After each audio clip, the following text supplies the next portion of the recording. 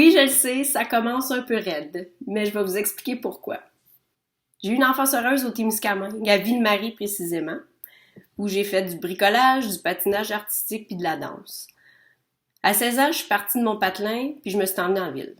Athlète dans l'âme, j'ai poursuivi l'entraînement, je me suis fait une place dans le milieu du fitness.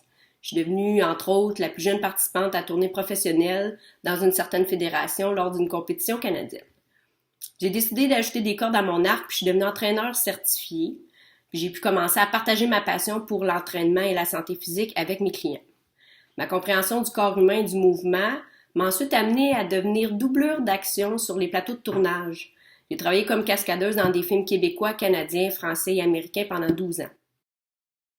Cette nouvelle corde-là m'a ensuite amenée à être recrutée par une entreprise américaine spécialiste en performance.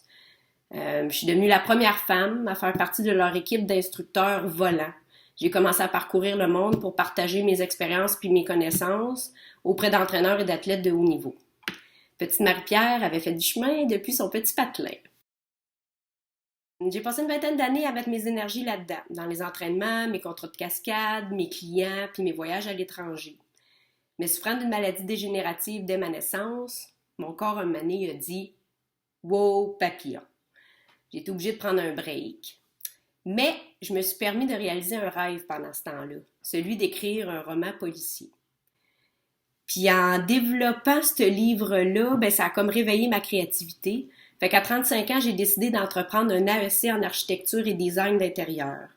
C'est là que je me suis découvert une passion pour la conception 3D, pouvoir mettre mes idées de grandeur, mes idées hors normes, non conventionnelles. Ça m'a beaucoup parlé. Ça m'a valu des notes parfaites, mais par contre, j'ai réalisé que maintenant que je suis diplômée, mes idées de grandeur sont difficiles à intégrer dans un contexte réaliste d'un projet de design d'intérieur typique. Fait que qu'est-ce qu'on fait? Qu'est-ce qu'on fait quand on comprend et on maîtrise l'art du mouvement, qu'on se passionne pour le cinéma, qu'on aime partager, qu'on est à l'écoute des besoins des gens, qu'on aime la composition d'histoire et la création d'environnements 3D? Bien, on cherche la meilleure école d'animation 3D, puis on s'inscrit. Étant perfectionniste, puis comme j'ai toujours aussi appris des meilleurs, mon choix se tourne spontanément et naturellement vers vous, le Centre NAD. Le programme que vous offrez est spécifiquement concentré sur mes zones d'intérêt. Puis avec cette formation-là, dans le fond, je désire renouer avec mon amour du cinéma, mais cette fois pas devant la caméra, mais bien derrière. Parce qu'à défaut de pouvoir faire moi-même l'action et incarner les personnages, je veux au moins pouvoir créer et donner vie à des personnages qui, eux, pourront le faire. Sur ce, merci, puis on se voit en septembre, je l'espère.